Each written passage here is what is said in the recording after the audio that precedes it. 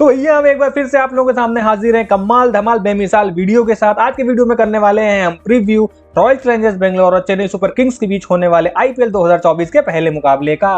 बाकी इस वीडियो में आप लास्ट तक बने रहिए क्योंकि लास्ट आते आते आप सभी को ये पता चल जाएगा कि कौन सी टीम कितने पानी में है। बाकी वीडियो में आगे बढ़ने से पहले हमारे वीडियो को कर दीजिए लाइक, हमारे चैनल को कर दीजिए सब्सक्राइब और ज्यादा से ज्यादा क्रिकेट लवर्स के साथ इस वीडियो को शेयर करिएगा। तो चलिए दोस्तों शुरू करते हैं अपनी आज की एनालिसिस। नमस्कार दोस्तों, आप सभी का क्रिकेट मेडी शो में बहुत बहुत स्वागत है।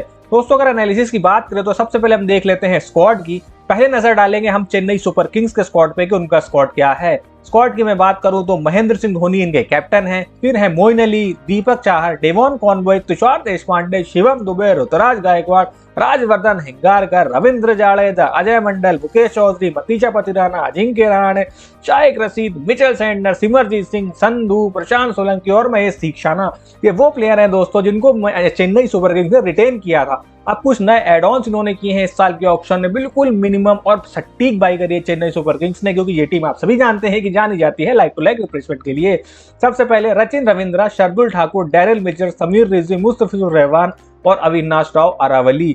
अब दोस्तों आप लोगों को देख के तो लग रहा होगा भाई क्या धांसू स्क्वाड है, चुन चुन के प्लेयर लिए हैं, परफेक्ट बैलेंस टीम है और ये टीम तो कहर मचाने वाली है। क्योंकि जिस हिसाब से मैंने नाम पढ़े हैं ना, इन नामों को देख के कोई भी ये कह नहीं सकता कि ये टीम इस साल नहीं जीतने वाली। नाम अगर बात करें ना स्क्वाड की, तो स्क्वाड देख के आप इनके हाथ में ट्रॉफी पकड़ा दोगे। अगर स्क्वाड देखते हैं कंपटीशन हो स्क्वाड का, तो स्क्वाड देखते हैं भैया ट्रॉफी पकड़ा दोगे, भैया धोनी जी आइए अपनी ट्रॉफी लीजिए और जाइए। इससे तगड़ा स्क्वाड किसी का नहीं मिलेगा।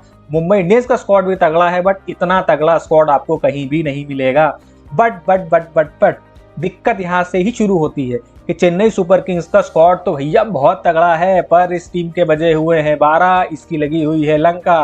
पूछो क्यों लंका? इस वजह से लगी हुई है कि भाई ये टीम जो हो गई है ना, शिकार हो गई है इंजरीज का।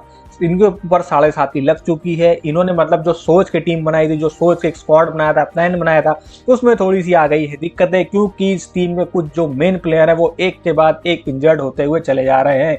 सबसे पहले बुरी खबर जो निकल के आई थी वो निकल के आई थी डेवन कॉनवे के लिए, क्योंकि ये सीरीज खेल रहे थे ऑस्ट्रेलिया के खिलाफ, जिसमें इनके अंगूठे में लग गई थी चोट, जिसकी वजह से डेवन कॉनवे पूरे अप्रैल के महीने के लिए बाहर हैं।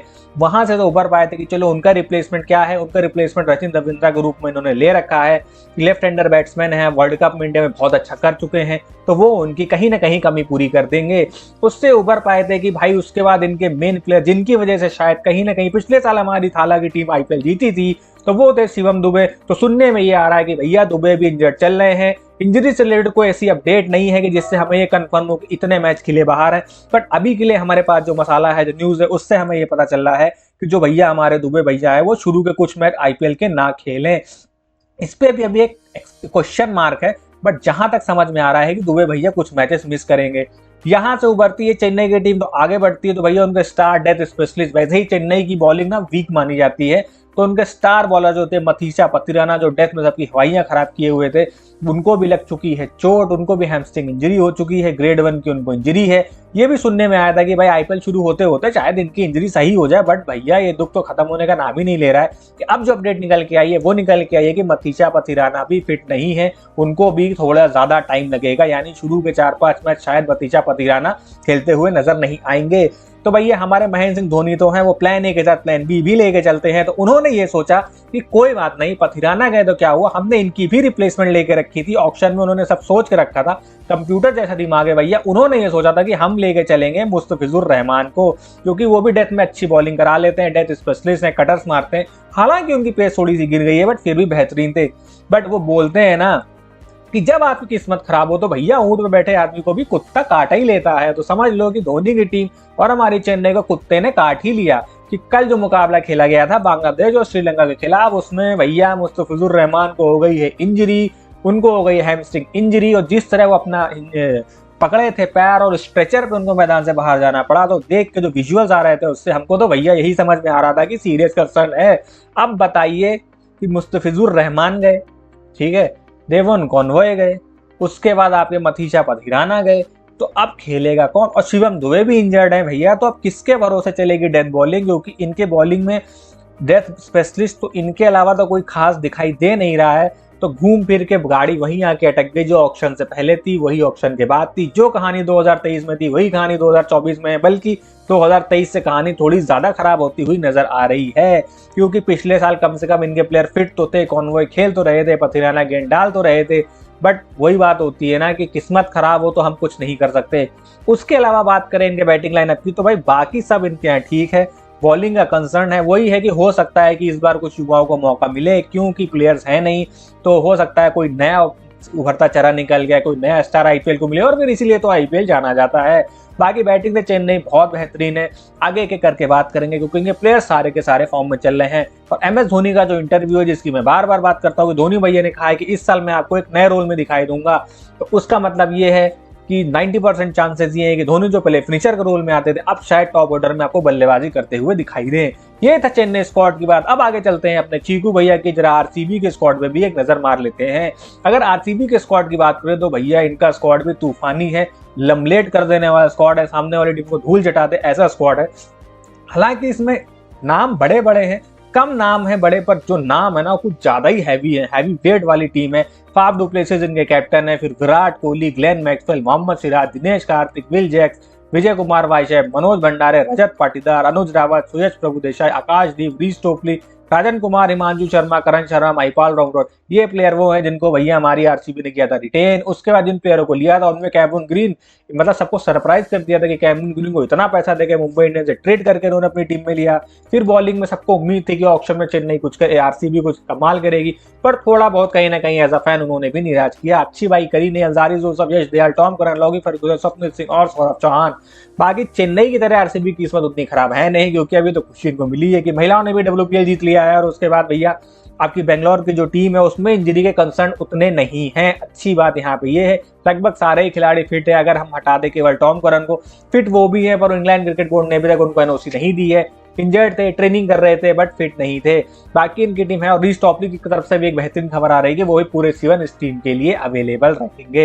ये तो इनका पूरा का पूरा भैया स्क्वाड है। अब जरा बात कर लेते हैं कि कौन से प्लेयर इनके लिए इंपॉर्टेंट हैं। सबसे पहले बात करें तो बैटिंग की, तो Faf du Plessis, Virat Kohli, Glenn Maxwell, इन पे ये टीम बहुत ही ज्यादा निर्भर करती है।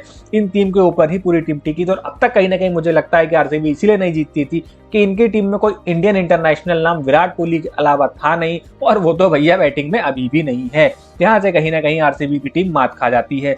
बाकी डेथ बॉलिंग भी इनकी बहुत ज्यादा कमी है। डेथ बॉलिंग के लिए भाई उन्होंने टॉम करन को अपनी टीम में शामिल किया था, पर भैया टॉम करन जो है वो शायद से शुरू के कुछ मैच वो भी मिस करेंगे, लगभग बोले तो पूरा महीना ही मिस करेंगे। उसके अलावा उन्होंने इस साल यश दयाल को भी शामिल किया है अपने डेथ बॉलिंग को थोड़ा बहुत सुधारने के लिए। और अच्छी खबर यह है आरसीबी के कैंप की ओर से कि भैया आकाशदीप, जिन्होंने अभी इंटरनेशनल डेब्यू किया है इंडिया के लिए टेस्ट में, 3 विकेटें चटकाई थी, और क्या विकेटें चटकाई थी, तेज है, एक्यूरेट है, और कहीं ना कहीं जो इनकी डेथ बॉलिंग की सिचुएशन थी, जो कि अकेला बार मोहम्मद सिराज के कंधों पे आ जाता था, शायद वो कहीं ना कहीं सॉल्व हो गया हो। तो बात की जाए अगर दोनों टीमों के स्क्वाड की, तो इस वक्त थोड़ा सा पलड़ा भाई मुझे आरसीबी का नजर आ रहा है भारी, क्योंकि इनकी टीम में इंजरी कंसर्न उतने नहीं है कि जिस सेट प्लान के साथ जाना चाहते थे उनके साथ जाएंगे। बाकी चेन्नई की टीम भी कुछ भी कर सकती है, और बाकी हमारे धोनी साहब तो उनका दिमाग कैलकुलेटर से भी तेज चलता है, तो वो कुछ भी कर सकते हैं। मगर फिलहाल के लिए आरसीबी का पलड़ा भारी है अगर मैं स्क्वाड में देखूं, क्योंकि उनके पास ना हर चीज के प्लान्स हैं, उनके पास प्रॉपर टॉप ऑर्डर बैट्समैन है, उनके पास ऑलराउंडर हैं, उनके पास पेसर्स भी हैं। कहीं ना कहीं अगर एक कमी खल रही है आरसीबी को, तो वो है क्वालिटी स्पिनर्स की, क्योंकि उन्होंने वाइनुंदु हसरंगा को जाने दिया था और ऑक्शन में उनके पीछे गए ही नहीं। तो उनके अलावा स्पिन डिपार्टमेंट अगर आप आरसीबी का हटा दो, तो आरसीबी को भाई कोई भी टीम छू नहीं सकती इस समय। ये तो दोनों टीमों के स्क्वाड की बात की जाए। अब जरा देख लेते हैं कि प्रोबेबल प्लेइंग 11 उस पहले मैच में क्या रहने वाली है। सबसे पहले बात करेंगे हम हमारी चेन्नई सुपर किंग्स की। तो दोस्तों ये प्रोबेबल प्लेइंग 11 है। जब ये स्लाइड बनाई थी तब तक मुझे मुस्तफिजुर की खबर नहीं आई थी, पर अब मुस्तफिजुर की खबर भी आ चुकी है। अगर स्क्वाड की बात करें तो रचिन रविंद्रा, ऋतुराज गायकवाड़ ओपन करते हुए नजर आएंगे, क्योंकि डेवन कॉनवॉय है नहीं, और रचिन रविंद्रा उनकी लाइक टू लाइक रिप्लेसमेंट अच्छी है, क्योंकि बॉलिंग भी कराते हैं और बैटिंग भी बेहतरीन करते हैं। 3 नंबर पे आपको अजिंक्य रहाणे नजर आएंगे। फिर अगर शिवम दुबे खेलते हैं तो शिवम दुबे, फिर डैरी मिचेल, रविंद्र जाडेजा, फिर महेंद्र सिंह धोनी, दीपक चाहर, शार्दुल ठाकुर, महेश दीक्षाना और मुस्तफिजुर रहमान शायद ना दिखाई दे। बस रहमान नहीं तो उनकी जगह कौन हो सकता है, हंगेरकर को मौका मिल जाए, निशांत संधू को मौका मिल जाए तो कोई युवा बॉलर आपको यहाँ पे खेलता हुआ दिखाई दे जाएगा। बाकी 22 टीम की बात करें तो भाई सॉलिड टीम लग रही है। और मजेदार बात यह है कि इस टीम में मैक्सिमम प्लेयर जो है ना 7-8 प्लेयर ऐसे हैं जो बैटिंग भी करते हैं और बॉलिंग भी करते हैं। वही बात कर रचिन रविंद्रा की तो भाई शानदार फॉर्म में है, गजब के फॉर्म में है। तो भैया जब वर्ल्ड कप में ये इंडिया आए तो ताबड़तोड़ बल्लेबाजी करी थी। अभी हाल ही में ऑस्ट्रेलिया के खिलाफ T20 सीरीज में ताबड़तोड़ परफॉर्मेंस दे के आए, वहां पे 3 नंबर खेले रहे, पर यहाँ पे ओपन करने का पूरा मौका मिलेगा। उसके बाद बात करें ऋतुराज गायकवाड़ की तो भाई इंडिया के लिए भी खेले, ऑस्ट्रेलिया सीरीज में बेहतरीन परफॉर्मेंस। इस टीम के अगर सबसे भरोसेमंद रिलायबल बल्लेबाज है तो वो ऋतुराज गायकवाड़ है। 3 नंबर पे हमारे अज्जू भाई हैं, इनका रणजी सीजन ठीक ठाक गया था और बाकी फाइनल में भी अज्जू भाई रन बना के आए हैं और पिछले साल जब से इस टीम में आए हैं ताबड़तोड़ परफॉर्मेंस करी है। रॉबिन उथप्पा के रिप्लेसमेंट के तौर पे आए थे और बखूबी अपना रोल अज्जू भाई ने निभाया है। फिर शिवम दुबे पे आ जाते हैं दोस्तों, मतलब ओ हो क्या क्लास बैटिंग करी। जब से ये चेन्नई में आए इनके तो हाव भाव ही बदल गए शिवम दुबे के। पहले माना जाता था कि शिवम दुबे आएंगे कैमियो खेलेंगे चले जाएंगे, पर अब ये जिम्मेदारी से खेलते हैं, बैटिंग करते हैं, बॉलिंग करते हैं, सब कुछ करके देते हैं। सबसे बेहतरीन बात जो चेन्नई ने करी थी डेरिल मिचेल को अपनी टीम में शामिल करना। क्रंच फॉर्म में है, शानदार फॉर्म में है, वर्ल्ड कप में आए थे, एक लौते ऐसे बैट्समैन थे जिन्होंने टीम इंडिया को मतलब कि परेशान करके रख दिया था। मीडियम पेस डालते हैं, बैटिंग करते हैं, फिनिशर का रोल अदा करते हैं, सब कुछ करके देते हैं। तो वन मैन आर्मी है डेरिल मिचेल, अपने दिन पे हैं तो अकेले मैच खत्म करने की क्षमता भी रखते हैं। फिर बात करें रविंद्र जडेजा की तो भाई जडेजा भाई तो जडेजा भाई है, क्या ही बात करनी, ये तो टीम की जान है। महेंद्र सिंह धोनी जो आपको यहाँ पे 7 नंबर पे दिखाई दे रहे हैं, मुझे लगता है कि ये आपको ऊपर खेलते हुए दिखाई देंगे। हो सकता है 4 नंबर पे भी MS धोनी दिखाई दे जाएं, तो इनके बारे में बात ही क्या करनी, हर कोई इनके बारे में भैया जानता है। बॉलिंग की बात कर लें तो इनकी बॉलिंग थोड़ी सी कमजोर है क्योंकि दीपक चाहर हैं और टाइम से मैच नहीं खेल रहे हैं। हालांकि ऑस्ट्रेलिया सीरीज में थे, साउथ अफ्रीका सीरीज में भी नाम था, बट कुछ फैमिली इश्यूज की वजह से शायद इनके फादर की तबीयत खराब हुई थी, इन्होंने भी इंटरनेशनल क्रिकेट से ब्रेक लिया। उसके बाद वापसी करने को तैयार हैं। लॉर्ड ठाकुर भी भाई गजब फॉर्म में, मतलब रणजी में तो उन्होंने कमाल ही कर दिया, बैट से सेंचुरी, विकेटें मार रहे हैं, तो मतलब चेन्नई का टैग लगते ही लोगों की किस्मत ही चमक जाती है। उसके बाद है महेश दीक्षाना जो कि स्पिन डिपार्टमेंट संभालेंगे क्योंकि चैपॉक में मैच होते हैं तो वहां पे काफी मतलब इनकी बॉलिंग सूट करती है वहां के वेन्यू को। फिर मुस्तफिजुर रहमान शायद नहीं खेलेंगे, ये बहुत बड़ा झटका है क्योंकि देखिए जडेजा हो गए, चाहर हो गए, शार्दुल ठाकुर हो जाए, तीक्षणा हो गए, दुबे मिचेल, कोई भी हो, डेथ में कौन 15 से 20 ओवर में सामने वाली टीम को तंग करेगा कौन, ये क्वेश्चन मार्क अभी भी चेन्नई के साथ बना हुआ है। जो समस्या लास्ट ईयर थी वो समस्या अभी भी है। बाकी आगे बढ़ते और देखते हैं जरा हमारी आरसीबी की क्या प्रोबेबल प्लेइंग 11 रहने वाली है। तो अगर आप आरसीबी की बात करोगे तो भाई आरसीबी की तो सभी लोग गेस करके रखते हैं कि कौन ही करेगा। फाफ डू प्लेसिस करेंगे ओपनिंग, उसके बाद आएंगे विराट कोहली, 3 नंबर पे आपको शायद रजत पाटीदार वापसी करते हुए दिखाई दें। उसके बाद आएंगे दोस्तों Glenn Maxwell, Cameron Green, Dinesh Karthik, Karn Sharma, Yash Dayal, Akashdeep हल्दारी यूसुफ और मोहम्मद सिराज। अब एक एक करके जरा प्लेयर्स की हम बात करें तो भाई फाफ डू प्लेसिस जो इंटरनेशनल क्रिकेट खेलते नहीं है, लीग्स खेल रहे हैं बट लीग्स में उनका परफॉर्मेंस उतना अच्छा है नहीं। ऐसे T20 भी इन्हें कुछ खास गया नहीं था, शुरू में कुछ परफॉर्मेंसेस इनने दी नहीं थी, बट लास्ट के 2-3 मैचेस में इनके बैट से रन आए हैं। बाकी आईपीएल में आने के बाद थोड़ा सा टाइम मिलता है, लंबा टूर्नामेंट है, तो ये प्लेयर क्लास ही है और जिस हिसाब से साउथ अफ्रीका T20 लीग में परफॉर्मेंस आई थी मुझे लगता है शायद यहाँ भी परफॉर्मेंस कर जाए, बट फिर भी उतने मतलब टच में नहीं है। अगर पॉइंट्स की बात करूं तो 10 में से इनको 6 नंबर इस समय दिए जाएंगे। बाकी विराट कोहली की बात करें, समस्या सबसे बड़ी इस टीम की यही है कि इनके जो मेन प्लेयर है ना वो इस समय क्रिकेट से दूर हैं। फाफ डू प्लेसिस नहीं खेल रहे हैं, ऐसे T20 खेले तो उसके अलावा इंटरनेशनल क्रिकेट तो खेलते नहीं है। विराट कोहली ने भी अपने आप को क्रिकेट से थोड़ी सी दूरी बनाई, थोड़ा सा ब्रेक लिया था, शायद उनका बेटे का जन्म होना था, इसके चलते फैमिली को टाइम दिया था, टेस्ट सीरीज से अपना नाम वापस किया, तो जो अमूमन होता नहीं है क्योंकि टेस्ट सीरीज हमेशा विराट कोहली की प्रायोरिटी है, बट जरूरी काम था इस वजह से ब्रेक लिया। तो वो भी ब्रेक के बाद से वापस आ रहे हैं, तो जो प्लेयर ब्रेक से वापस आता है उसकी रिदम में थोड़ा बहुत इधर उधर होता है और उसको थोड़ा बहुत तो टाइम दोस्तों लगता है। फिर बात कर रजत पाटीदार की तो लास्ट सीजन मिस किया था इंजरी के चलते, फिर इंडिया टीम में डेब्यू किया बट कुछ परफॉर्मेंस कर नहीं पाए। कहीं ना कहीं रजत पाटीदार भी अपने को प्रूव करना चाहेंगे, टेस्ट सीरीज में उनको भर भर के मौका मिला बट बिल्कुल परफॉर्मेंस इनकी नहीं आई। आगे रजत पाटीदार अपने को प्रूव करना चाहेंगे, 3 नंबर पे फिर आएंगे ग्लेन मैक्सवेल, कमाल की फॉर्म में बंदा भाई, कमाल की फॉर्म में। अगर इस पूरे आईपीएल में कोई प्लेयर ऑफ द टूर्नामेंट बनने की क्षमता रखता है ना तो वो ग्लेन मैक्सवेल है। पहले इनके साथ ये था कि ये बॉलिंग उतनी नहीं कराते थे, अभी प्रॉपर बॉलिंग भी कराते हैं और विकेटें भी चटकाते हैं। तो इस टीम के अगर कोई सबसे बड़ी जान है तो वो ग्लेन मैक्सवेल है। उसके बाद नाम आता है दोस्तों कैमरून ग्रीन का। ये एक ऐसा प्लेयर है जो आरसीबी की कहीं ना कहीं बहुत सारी प्रॉब्लम को सॉल्व करने की क्षमता रखता है क्योंकि प्रॉपर मीडियम पेसर है, बैटिंग करता है, टॉप ऑर्डर में बैटिंग करा दो, लोअर ऑर्डर में बैटिंग करा दो, मिडिल ऑर्डर में बैटिंग करा दो, हर जगह रखता है, पावर हिटिंग की क्षमता है और तेज बॉल भी डालता है, जो एक टाइम में इनके लिए शेन वॉटसन करते थे पर उनको इन्होंने यूटिलाइज नहीं किया। आई होप मुंबई ने फिर कैमरून ग्रीन को यूटिलाइज नहीं किया, तो मुझे लगता है कहीं ना कहीं आरसीबी में इनको यूटिलाइजेशन मिले। फिर आते हैं दिनेश कार्तिक, जो है इनकी टीम में विकेट कीपर, साथ ही साथ फिनिशर का रोल अदा करते हैं, बट पिछला सीजन बिल्कुल ही ठंडा गया था। और वही बात हो गई ना कि क्रिकेट से ये भी बिल्कुल ही दूर चल रहे हैं। दिनेश कार्तिक क्रिकेट से दूर चल रहे हैं, विराट कोहली क्रिकेट से दूर चल रहे हैं, डुप्लेसी भी क्रिकेट से दूर चल रहे हैं, जिसके चलते इन टीम के जो 3 मेन प्लेयर है वो क्रिकेट से दूर चल रहे हैं। रजत पाटीदार फॉर्म में है नहीं, जिसके चलते ये टीम कहीं ना कहीं डामाडोल और कमजोर दिखाई दे रही है चेन्नई सुपर किंग्स के आगे। चेन्नई सुपर किंग्स तो चलिए इंजरी से जूझ रहा है, जिसके चलते उनकी टीम में थोड़ी सी दिक्कतें हैं, बट आरसीबी की टीम का सीन ये है कि उनके प्लेयर क्रिकेट से ही दूर चल रहे हैं, जिसके चलते मुझे कहीं ना कहीं लगता है कि पहले मुकाबले में आरसीबी की टीम पे चेन्नई की टीम भारी पड़ने वाली है। तो उसके बाद बात करें इनके बॉलिंग की, तो बॉलर्स पे हम आएंगे एक एक करके, उसका हमने अलग से सेक्शन रखा है। करण शर्मा है, यश दयाल है, आकाशदीप हजारे, ऋषभ पंत, मोहम्मद सिराज हैं। ये प्रोबेबल 11 दोस्तों खेल सकती है, हो सकता है इसमें छोटे मोटे एक आध चेंज हो, पर 90% आपको यही टीम खेलती हुई दिखाई देगी। आगे बढ़ते हैं और देख लेते हैं जरा दोनों टीमों के बॉलर्स। पहले टॉप ऑर्डर से शुरुआत करते हैं, बॉलिंग तो हम आगे देखेंगे, बात तो कर लिए, बट फिर भी टॉप ऑर्डर से हम शुरुआत करते हैं। दोनों टीमों का टॉप ऑर्डर देखिए, टॉप बैट्समैन देखिए, टॉप ऑर्डर में रचिन रविंद्र, ऋतुराज गायकवाड़, अजिंक्य रहाणे टॉप 3 में दिखाई देंगे। यहाँ पे टॉप 3 होगा Faf du Plessis, Virat Kohli, Glenn Maxwell भी हो सकते हैं, या फिर रजत पाटीदार हो सकते हैं। लाइक टू लाइक कंपैरिजन करें तो मेन चीज देखिए, क्लास की बात तो है ही नहीं किसी प्लेयर में, फॉर्म की बात, पोटेंशियल की बात, टैलेंट की बात, परफॉर्मेंस की बात है ही नहीं। एक जो सबसे बड़ा डिफरेंस दोनों टीमों के टॉप 3 बैट्समैन में नजर आ रहा है, वो नजर आ रहा है कि रीसेंट मैचेस क्रिकेट खेलना। देखिए रचिन रविंद्रा रिसेंटली मैच खेल रहे हैं, इंटरनेशनल सर्किट में एक्टिव है, डोमेस्टिक भी खेल रहे हैं, ऑस्ट्रेलिया के खिलाफ T20 भी खेल के आ रहे हैं।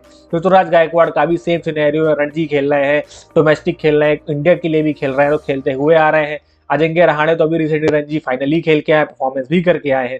वहीं सामने आप देखोगे आरसीबी में तो फाफ डु प्लेसिस लास्ट खेले थे ऐसे T20 में, उसमें भी परफॉर्मेंस उतनी अच्छी थी नहीं। उसके बाद बोरिया बिस्तरबान के सब ठंडे बस्ते में, क्योंकि क्रिकेट खेलते नहीं है। विराट कोहली फैमिली इशू के चलते भाई साउथ अफ्रीका टेस्ट सीरीज खेले थे, व्हाइट बॉल सीरीज तो ये खेले ही नहीं है वर्ल्ड कप के बाद से, तो इस वजह से मतलब T20 खेले थे अफगानिस्तान के खिलाफ, उसमें उतनी परफॉर्मेंस इनकी आई नहीं। उसके बाद से इन्होंने भी पेटी पैक कर दी है, क्योंकि साउथ अफ्रीका के खिलाफ टेस्ट सीरीज खेले थे, व्हाइट बॉल क्रिकेट खेले नहीं थे। प्लस अभी टेस्ट सीरीज इंग्लैंड आई थी, इंडिया महीने 1.5 महीने का टूर करके गई है, उससे उन्होंने अपना नाम वापस ले लिया था। एक भी टेस्ट मैच ये खेले नहीं थे, पर्सनल रीजन से, बेटे का जन्म हुआ था, जो भी हो, बट इंटरनेशनल क्रिकेट से दूर है। रजत पाटीदार ये खेले हैं, बट बिल्कुल ही आउट ऑफ फॉर्म चल रहे। टीम इंडिया के लिए टेस्ट मैचेस खेले, साउथ अफ्रीका के खिलाफ वनडे क्रिकेट में इनको मौका मिला, बट कोई भी परफॉर्मेंस इनकी तरफ से नहीं आई। इनफैक्ट अफ्रीका के खिलाफ भी ये टेस्ट मैचेस खेले हैं, मुझे ध्यान नहीं पड़ रहा, बट इंग्लैंड के खिलाफ तो सारे ही मैचेस खेले हैं, कोई परफॉर्मेंस नहीं आई है। तो अगर टॉप 3 की बात करें तो भाई यहाँ पे बाजी मारते हुई नजर आ रही है चेन्नई सुपर किंग्स।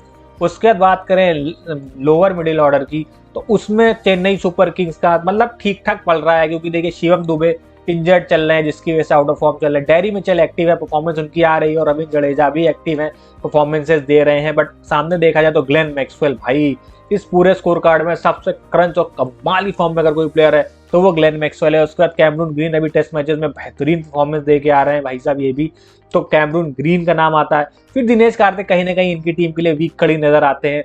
मुझे लगता है कहीं ना कहीं दिनेश कार्तिक शुरुआत में तो खेलेंगे, बट हो सकता है सीजन एंड आते आते दिनेश कार्तिक को बैठा दिया जाए। अगर ये परफॉर्मेंस नहीं देते हैं तो इनकी जगह हो सकता है कि आरसीबी अनुज रावत को ट्राई कर ले एज अ विकेट कीपर और ओपनिंग करवा दे फाफ डु प्लेसिस के साथ। बाकी अगर अनुज रावत को नीचे खिलाते हैं तो कोई फायदा होता नहीं है, ये हमने लास्ट सीजन में भी देख लिया था। तो इस पूरे एनालिसिस में भी भाई चेन्नई सुपर किंग्स ही हमको बाजी मारती हुई दिखाई दे रही है। अब आगे बढ़ते हैं और जरा दोनों टीमों की बात कर लेते हैं, थोड़ा और आगे इनके ऑलराउंडर सेक्शन की बात कर ले। तो ऑलराउंडर की बात करें तो भाई सीएसके में तो लगभग सभी ऑलराउंडर है, बट जो मेन ऑलराउंडर के टैग से खेलते हैं हम उनके साथ आ जाते हैं। सीएसके के पास भाई 5 ऑलराउंडर हैं और आरसीबी के पास मात्र 3। आरसीबी यही मात खाती है कि उनके पास ऑलराउंडर की कमी है, तो जिसके चलते वो कहीं ना कहीं पीछे होती हुई दिखाई दे रही है। रचिन रविंद्रा प्रॉपर ऑलराउंडर है, फॉर्म में खेल रहे हैं, सब कर रहे हैं। उसका शार्दुल ठाकुर ने तो भाई क्या फॉर्म दिखाई है इस समय रणजी में, मतलब किसी को उम्मीद ही नहीं थी कि टीम में उनको लेना नहीं चाहती थी, फिर चेन्नई ने उन्हें लिया। सबका दिमाग ही उड़ गया कि भाई शार्दुल ठाकुर ही क्यों, फिर ठाकुर को लिया गया और ठाकुर ने भाई रणजी में कमाल कर दिया। बात वही ना, अगर आप चेन्नई के साथ जुड़ते हो तो आप मान के चलो आपका करियर सेट है। चेन्नई सुपर किंग्स आपकी क्रिकेट की सलमान खान है, अगर आपका करियर डूब रहा हो तो आपको सेट कर देगी। फिर भैया शिवम दुबे आते हैं, इनके ऊपर अभी संशय है तो इसलिए इनको ज्यादा तवज्जो दे नहीं रहे, बट अगर ये है तो भाई कमाल है चेन्नई। टेरिल मिचेल क्या ही बात करोगे आप, शानदार फॉर्म में, बेहतरीन फॉर्म में, वही चीज रिपीट करनी पड़ रही है। फिर आते हैं रविंद्र जडेजा। जड्डू भाई बल्ले से भी चल रहे हैं, बॉल से भी चल रहे हैं, इंग्लैंड के तो धज्जियां उड़ा के रख दी और चेन्नई के विकेट पे तो वारे न्यारे हो जाते हैं जब जड्डू बॉलिंग कराने आते हैं। उसके बाद बात करें अगर हम आरसीबी की, तो उनकी तरफ से तो ग्लेन मैक्सवेल और कैमरून ग्रीन, इनसे बहुत उम्मीदें हैं। अगर ये दोनों फ्लॉप हो गए तो आरसीबी को कोई नहीं बचा सकता। अगर ये दोनों चल गए तो आरसीबी को चैंपियन बनने से भी भैया कोई नहीं रोक सकता। ये है ताज, देखते हैं कौन सी टीम पहनती है, चेन्नई या आरसीबी। बट फिलहाल के लिए यहाँ पर भी चेन्नई सुपर किंग्स बाजी मारती हुई नजर आ रही है। करण शर्मा ऑलराउंडर है बट बैट से उतनी परफॉर्मेंस दे नहीं पाते हैं। बॉलिंग ऑलराउंडर की तरह खेलते हैं, ओवर भी डालते हैं बट इनको पूरे 4 ओवर भी नहीं मिलते हैं। एक टाइम पे इस टीम में जो रोल युजवेंद्र चहल का होता था, वाइनिंदु हसरंगा का होता था, अब वो सारी की सारी जिम्मेदारी आ गई है करण शर्मा के ऊपर। देखते हैं कितनी जिम्मेदारी निभाते हैं और इनको कितने ज्यादा मौके मिलते हैं, वो तो वक्त ही बताएगा। अब आ जाते हैं भाई मेन बॉलिंग सेक्शन पे, जो कि दोनों ही टीमों की वीक खड़ी मानी जाती थी। बट फिलहाल के लिए जिस हिसाब से चेन्नई सुपर किंग्स जो इंजरीज से जूझ रहा है कि मुस्तफिजुर रहमान इंजर्ड हो चुके हैं, मतीजा पतिराना इंजर्ड हो चुके हैं, तो मुझे कहीं ना कहीं लगता है कि यहाँ पे आरसीबी की टीम का भैया पल्ला भारी है। आरसीबी यहाँ पे बाजी मारती हुई हमको दिखाई दे रही है।